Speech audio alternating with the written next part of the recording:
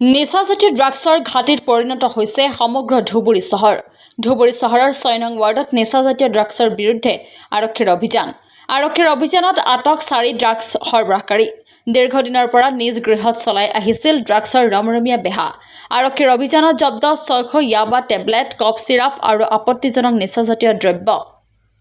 আৰক্ষীয়ে নুৰ খানৰ ঘৰত চলাইছিল অভিযান। আটক সফিজুল ইছলাম, জাহাংগীৰ আলম, নুৰ খান, মনিছুৰ ইছলামক আটক কৰিবলৈ সক্ষম হয় আৰক্ষীৰ দলটোৱে।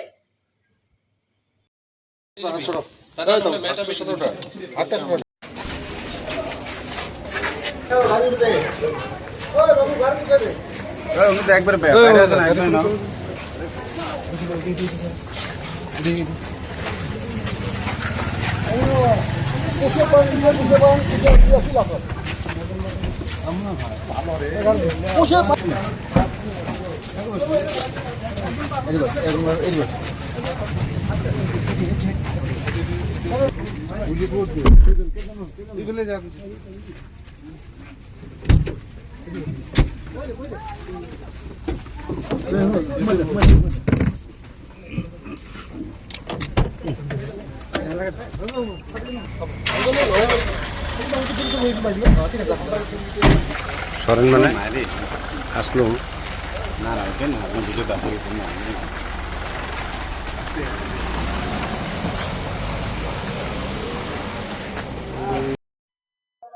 SSP মহোদয়ৰ নেতৃত্বত আমাৰ ক্ৰাইম ইউনিট এটা গঠন কৰা হৈছে।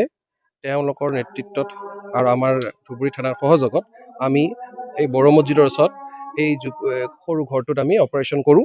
অপাৰেশ্যন কৰি আমি শফিকুল ইছলাম, জাহাংগীৰ আলম, নুৰ খান, মনিছুৰ ইছলাম এইকেইজন মানুহক ড্ৰাগছৰ ব্যৱসায় কৰি থকা দেখা পাওঁ। আৰু তেওঁলোকৰ পৰা 600টা আমি ইয়াবা টেবলেট লগতে এটা কফ চিৰাপ আমি ৰিকভাৰ কৰোঁ। 4জন আছে। আমি এতিয়া এপ্ৰিহেণ্ড কৰা হৈছে। আমি তদন্তৰ প্ৰক্ৰিয়া আৰম্ভ কৰিছোঁ। এতিয়া লৈ যাম। এতিয়া